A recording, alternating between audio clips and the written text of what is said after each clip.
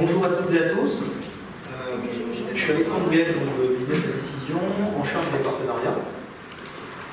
Aujourd'hui, on est venu en force avec l'équipe du Nord-Ouest, donc avec deux membres de la Dream Team Data Science, deux membres féminines donc, de la Dream Team Data Science, de BD Nord-Ouest, donc Angélique Bureau et Anaël Hugo. Et puis dans la salle, vous avez aussi présent Olivier Albano, qui est ingénieur d'affaires, et Lionel Nicolas, qui est le directeur de la Business Unit Nord-Ouest. Vous inquiétez pas, il n'y a pas beaucoup de slides. L'idée, c'est de passer rapidement, vous faire passer quelques messages, et ensuite de laisser la parole pour la présentation à mes collègues, pour la présentation et pour la démonstration. Business et Décision, en fait, c'est une société de conseil et de services. On est adossé au groupe Orange depuis un peu plus de 2 ans maintenant. On est présent dans 11 pays, 2400 personnes. Et pour qu'on comprenne un petit peu mieux ce qu'on fait, on a un peu changé notre façon de nous présenter. On a organisé notre stratégie autour de 4 piliers. En fait, de manière très simple, c'est faire mieux, donc optimiser les processus de l'entreprise. Voilà, faire en sorte qu'on soit meilleur sur un plan opérationnel dans l'entreprise, chez nos clients. Faire plus, donc l'idée c'est d'accélérer. Donc là on va parler de digital, de connaissances clients, etc. Faire bien, donc être compliant avec les règles internes, GDPR, etc. Et puis faire du nouveau, donc trouver de nouveaux services et aider nos clients à conquérir les marchés de demain et donc à proposer à leurs clients, que ce soit du B2B ou du B2C, de nouveaux services. Bien sûr, on s'appuie toujours et encore sur nos 7 domaines d'expertise. Alors je ne vais pas les détailler, hein. L'idée c'est avant on se présentait en présentant ces 7 domaines d'expertise. Maintenant, en fait, ils sont plutôt là pour expliquer comment dérouler notre stratégie que je vous ai présentée juste avant. Donc là, en l'occurrence, aujourd'hui, ce qui nous intéresse plus particulièrement, c'est la data intelligence et le mix de la data intelligence, data science et bien la cartographie statistique. Un petit mot rapide, parce qu'en fait là c'est... moi je travaille de manière nationale, l'équipe qui m'accompagne ce jour représente la Business Unit Nord-Ouest, donc de Brest à Niort en passant par Rennes, Nantes, Levant, Tours. Et donc il y a 5 agences, donc 4 agences sectorielles et une agence transverse, conseil et expertise. Des sites, donc qui sont les sites de Nantes, Rennes, Niort, Le Mans, et puis des spécialités, c'est-à-dire que les 7 expertises que je vous ai présentées juste avant sont représentées chez BD Nord-Ouest. Voilà, donc une implantation vraiment Nord-Ouest, comme vous le voyez, jusqu'au sud de Lyon. Des clients dans différents domaines d'activité, dans tous les domaines d'activité, du public, voilà, qui sont adressées par les agences sectorielles qui sont présentes en bas, banque, assurance mutuelle, public, parapublic et industrie et services. Le partenariat Arctic. Alors au lieu de coucher sur le papier plein de choses assez évidentes, j'ai voulu vous dire voilà, quelques mots. Tout d'abord, l'évidence c'est sur les offres. C'est-à-dire que nous on est spécialistes de la data depuis 28 ans maintenant chez Business et Décision. Et la complétude des offres prend tout son sens avec Arctic. Nous sommes positionnés sur un certain nombre de sujets, dont la data et la data science. Et nous pensons vraiment que le fait de mixer la data et la data science avec la cartographie statistique, a vraiment beaucoup de sens à l'heure actuelle. Ça, c'est le premier point. Et ça fera l'objet de la présentation et de la démonstration de mes collègues. Ensuite, et ça a été dit tout à l'heure par Georges-Antoine, le fait de se baser sur des partenaires, le développement d'un réseau de partenaires. Et non pas tous azimuts non plus, avec un certain nombre de partenaires choisis, dont on a la chance de faire partie. Et donc ça, c'est important. Et puis, il y a d'autres choses, c'est que Arctic, on peut toujours compter sur eux. Ils sont pertinents, ils sont réactifs. Voilà, ils sont à l'écoute, et puis pour rien gâcher, ils sont très sympas. Je vous propose de passer la main à mes collègues. Donc nous, on va vous présenter notre offre de géo-intelligence. Dans un premier temps, je vais vous présenter quelques slides pour vous expliquer à quoi peut vous servir la géo-intelligence. Ensuite, on verra ce qu'est la géo-intelligence et on finira par une démo réalisée par Annabelle d'un use case en géo-intelligence. Bon, d'abord, la géo-intelligence, à quoi ça va vous servir? Elle va tout simplement répondre à des problématiques autour de l'optimisation au sens large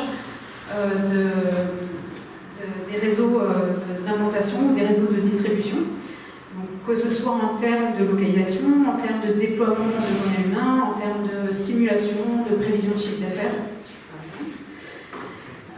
que ce soit dans les données clients ou dans les données de l'open data, il y a plein de données qui peuvent nous servir, des données géographiques, à répondre à toutes ces problématiques. Donc ça peut être des problématiques sur les concurrents ou sur le potentiel, qui répondent à des questions comme où sont mes concurrents, quel est le potentiel marché de ma zone de chalandise, est-ce que je dois l'agrandir pour augmenter mon potentiel, est-ce que mes services sont accessibles à mes clients. Ça peut également être des problématiques en termes de produits ou en termes d'implantation. Où mes produits se vendent-ils le mieux et pourquoi? Où dois-je implanter? Est-ce que je ferme ou est-ce que je déménage plutôt un point de vente? Et on peut également trouver des problématiques de simulation. Donc, quel sera le chiffre d'affaires de mon nouveau produit, ou quelle sera la fréquentation de mon nouveau point de vente, ou encore quels moyens humains est-ce que je dois déployer dans mon nouveau point de vente. Voilà, c'est quelques-unes des problématiques auxquelles la géo-intelligence va pouvoir répondre.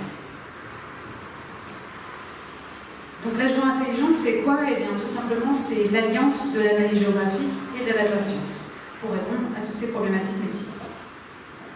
Donc concrètement, l'analyse géographique, vous la connaissez bien, c'est une description, un état des lieux. Donc on va pouvoir faire notamment de l'analyse de potentiel marché.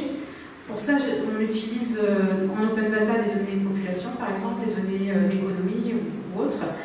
Et on va qualifier les unités géographiques et on va déterminer où se trouve votre potentiel. Donc on va pouvoir visualiser tout de suite où se trouve le potentiel de nos clients. On peut également faire de l'analyse de performance produit ou client, ou point de vente, pardon. Et pour ça, on va utiliser des données internes clients qu'on va qualifier géographiquement. Donc là, ça va plus nous permettre d'observer d'un coup d'œil les disparités géographiques du réseau. Donc repérer s'il y a un point de vente d'une zone où un produit se vend moins bien. Et ça va surtout permettre de prioriser les actions à mener sur tel point de vente ou sur telle zone. On va également pouvoir faire de l'analyse de concurrence, voilà, tout simplement en positionnant les points de vente clients et les points de vente de la concurrence. Donc toutes ces analyses, elles sont indispensables, mais jusque-là, on reste quand même au niveau des constats. En fait, on visualise des données sur les cartes. À cette analyse, on a souhaité ajouter de la data science pour créer des outils géodécisionnels personnalisés. Alors pourquoi je dis personnalisés? C'est que ces outils, on va les construire avec nos clients autour d'ateliers design thinking. Et lors de ces ateliers, on va chercher à comprendre quelles sont les problématiques métiers de nos clients. Donc on va voir avec eux, essayer de comprendre quelles sont par exemple leurs cibles, leurs critères d'implantation d'un nouveau point de vente, leurs critères de potentiel marché, ou leurs objectifs de couverture par exemple. Donc on va vraiment faire ce travail avec eux pour faire un outil personnalisé pour eux. Pour les construire, on va utiliser à la fois leurs données internes clients, ainsi que des données d'open data. Alors ça peut très varier, des données de population, d'économie, des données environnementales, des données de flux, enfin tout ce qu'on peut imaginer comme données géographiques. Ces données, on va bien évidemment devoir les travailler, et notamment la partie très importante du travail des données, c'est de tout mettre au même référentiel géographique, pour tout simplement pas avoir de carte à trous. Et ça va également nous servir dans nos modèles statistiques, puisqu'il ne faut pas également de trous dans nos données pour faire nos modèles. Une fois qu'on a préparé nos données, on va les sélectionner. On va sélectionner celles qui vont rentrer notamment dans nos modèles statistiques, dans nos modèles de machine learning. Donc là, par là, j'entends, ça peut être des régressions, ça peut être de la classification, ça peut être des modèles gravitaires, du scoring, tout ce qu'on peut imaginer en statistique. Et on va pouvoir construire des outils comme par exemple faire de la construction de zone. Donc là, c'est par exemple dans le cas où le client souhaite challenger ses propres zones s'il en a déjà. Donc ça peut être intéressant de voir si elles sont toujours d'actualité. On va pouvoir en construire tout simplement si le client n'en dispose pas. On peut également faire du score d'implantation.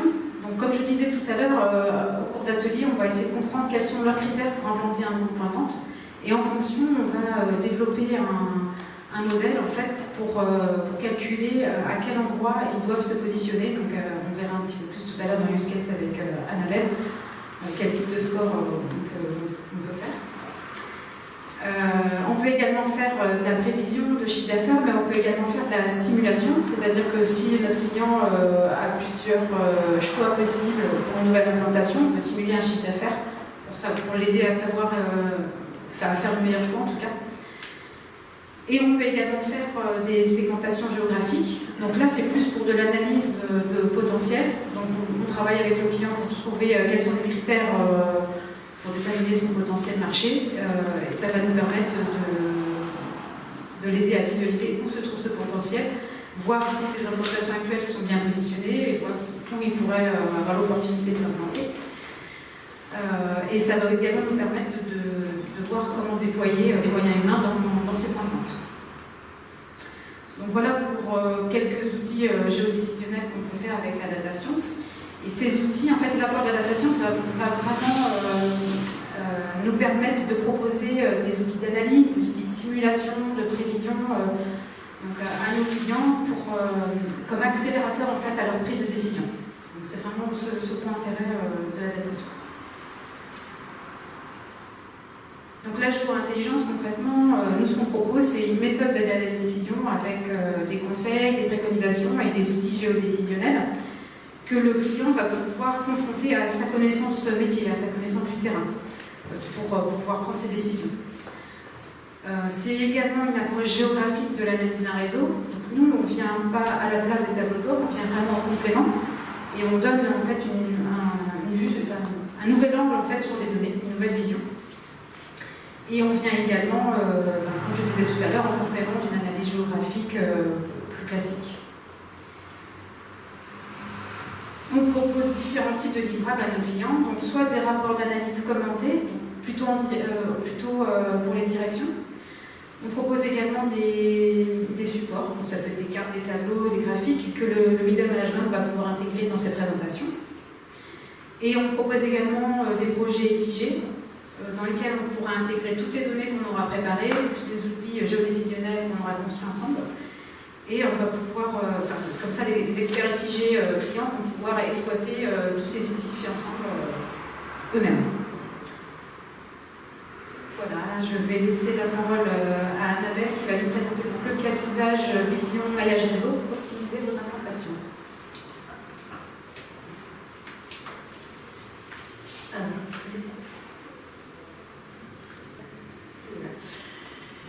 Donc, je suis une directrice d'un réseau de franchise. Et on est en mois de septembre, avec l'année un peu difficile. Je viens juste d'avoir mes résultats finalisés sur 2019. Et du coup, j'aimerais voir si j'ai fait mieux ou moins bien que l'année dernière, et surtout s'il y a des disparités régionales entre ces résultats. Donc pour cela, Business et Décision m'a mis à disposition une application cartographique sur Arctic Platform.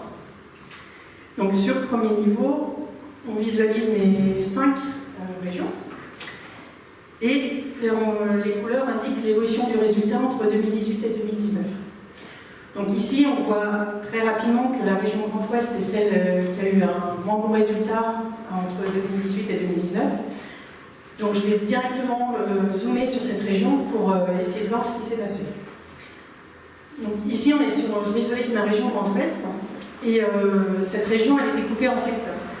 C'est des contours blancs. Du coup, mes secteurs, ils ont été définis une dizaine d'années, donc ils datent un peu, ils sont peut-être plus à la page. Donc Business et Décision m'a directement proposé de challenger mes secteurs avec des nouvelles zones, ils ont appelé les zones d'attractivité. Donc pour construire les zones d'attractivité, il faut partir d'un pôle. Donc là, un pôle, dans mon cas, c'est un iris. Et ce pôle, il va attirer d'autres iris, d'autres unités géographiques. Et comment il va pouvoir les attirer? Il y a deux règles. Il y a la règle de la distance. Plus le pôle va être proche, plus il va attirer les iris. Et il y a la règle sur le poids. Plus la cible visée va être importante, plus elle va être attirée également. Donc la combinaison de ces deux règles-là, ça fait un modèle gravitaire et ça définit des nouvelles zones. Donc si je reviens sur ma carte, j'ai mes zones d'attractivité qui sont en violet. Et ici, je vois rapidement qu'au niveau de Val, j'ai deux secteurs rouges à côté, c'est pas bon. Et effectivement, j'avais deux secteurs, parce que j'ai deux agences, et Business et Décision, avec ces zones d'attractivité, ne me propose qu'une seule zone. Donc la décision que je prends ici en quelques minutes, c'est qu'il faut que je regroupe mes deux agences en une seule. Donc voilà, je dois regrouper mes agences, maintenant il faut que je sache pour que ça soit le plus avantageux pour moi. Donc, je descends au niveau de ma zone. Donc là, je vois ma zone d'attractivité. Je vois mes deux agences ici. Je ferme ça. Donc là, je peux avoir à ce niveau-là des informations au sujet de mon agence. Donc le nom de l'agence, le nom du responsable, le nom du client. Et les vidéos. Je vois également les résultats sur mon agence. Donc, je vois ma marge 2018 comparée à la marge 2019. Donc, je vois effectivement qu'il y a une grosse perte. Donc, j'ai ça également pour ma deuxième agence ici. Et puis, pour connaître mieux ma zone, Business et Décision m'a préparé des analyses pour analyser le potentiel. Donc, on peut regarder tout d'abord le potentiel socio-démographique. Donc, par exemple, une évolution de population sur 5 ans. Ça permet de mettre en évidence les iris qui vont être plutôt dynamiques en termes d'évolution de population ou à l'inverse plutôt en déclin. On peut également s'intéresser au potentiel économique à travers le nombre d'entreprises. Et puis, l'équipe Data Science de BD m'a préparé également une typologie d'activité économique. Donc la typologie, elle permet de résumer en une variable le type d'entreprises qui sont représentées dans les iris. Donc, pour construire cette typologie, l'équipe BD est partie des données économiques, donc le nombre d'entreprises, enfin la liste des entreprises françaises, donc par exemple c'est à partir du fichier Sirène.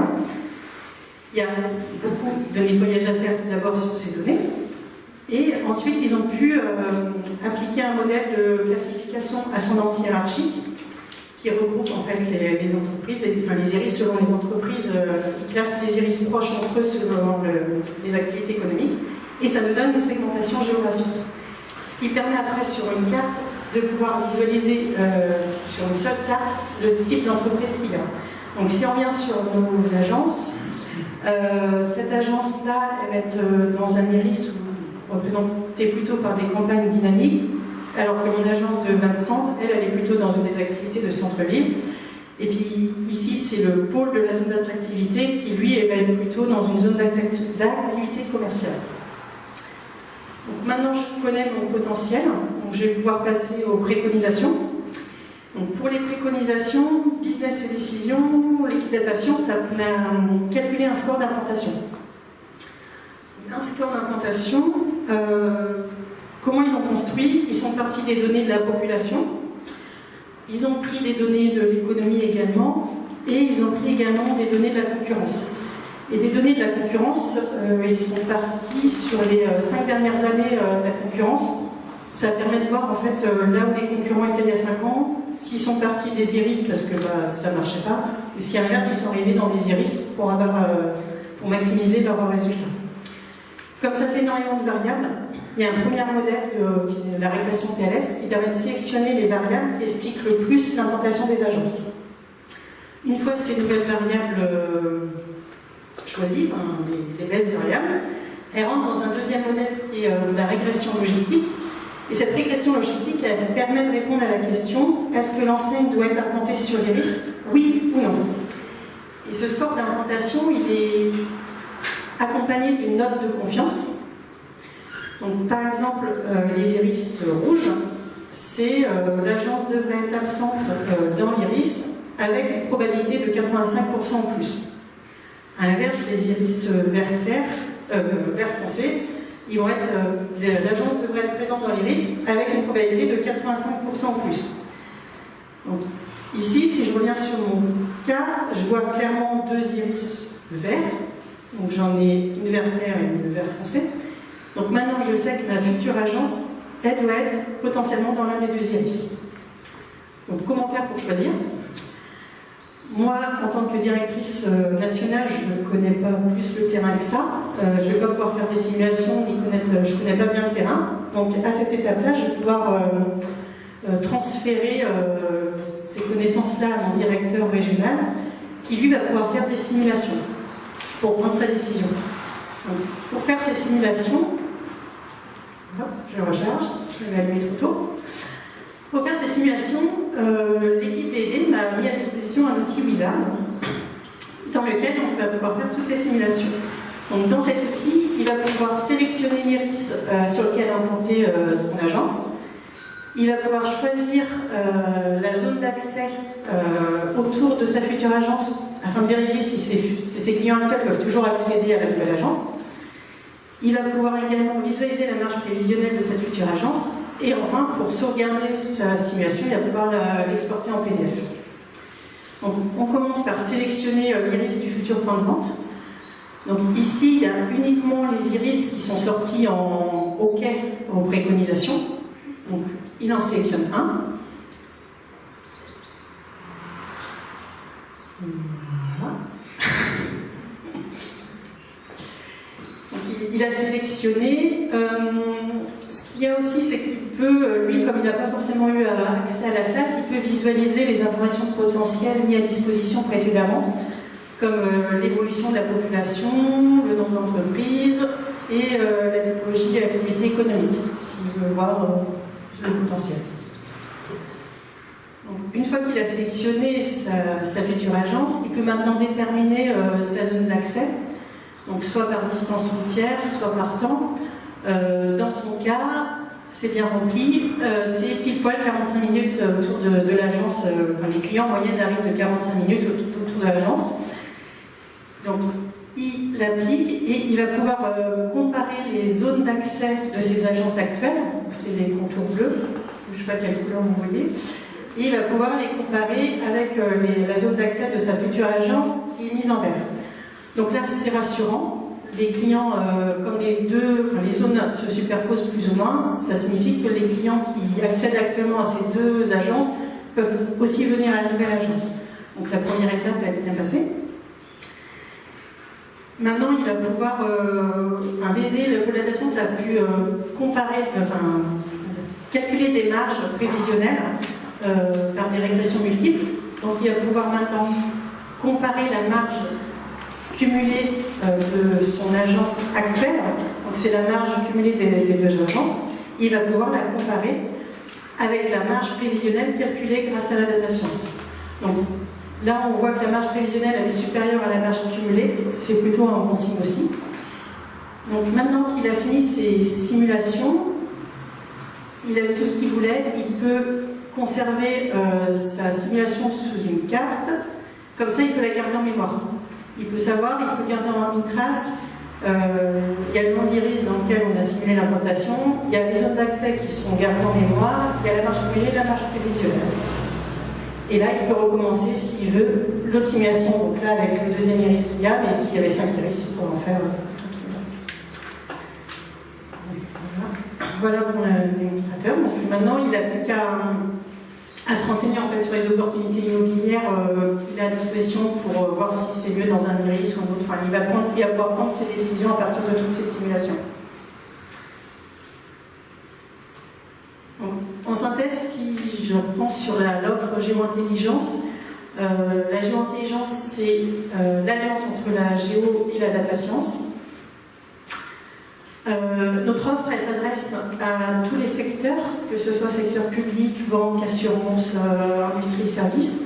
Il y a juste un prérequis, il faut un réseau d'implantation de points de vente ou un réseau de distribution des produits.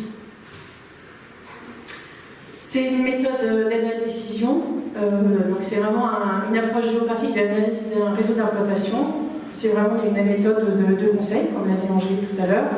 Et puis pour les livrables, juste un rappel, Il y a plusieurs types, des supports, des rapports d'analyse, ou si l'entreprise est équipée d'experts SIG, on peut livrer aussi des projets SIG. Donc voilà, nous allons terminer. Merci de votre attention.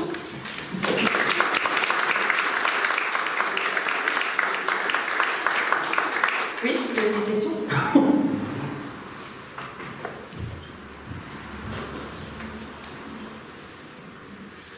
Pardon, c'est clair. Est-ce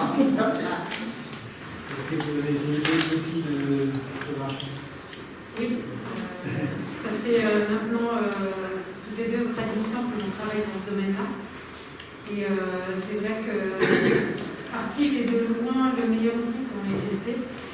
Parce que d'une part, il est simple, malgré tout, on se met facilement dedans, il est assez intuitif.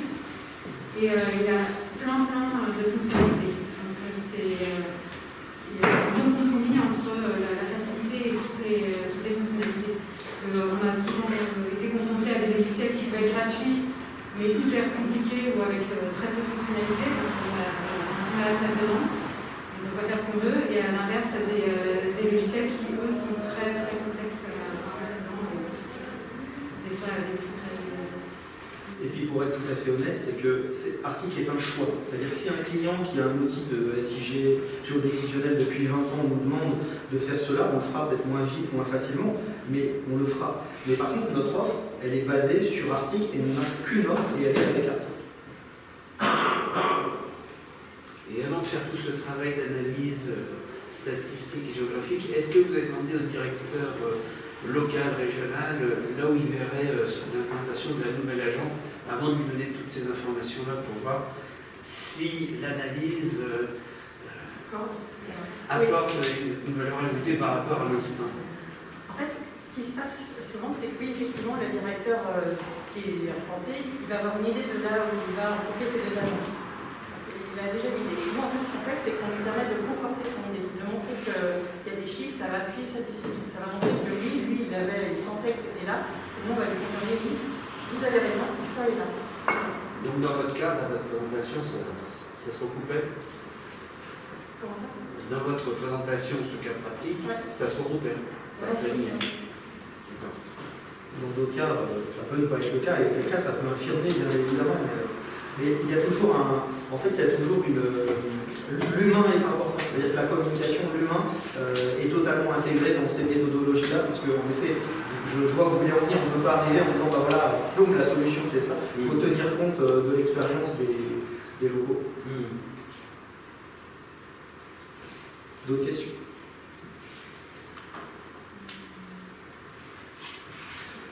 Next step, en fait, si ce qu'on vous a présenté vous a intéressé, on est à votre disposition pour expérimenter, pour échanger.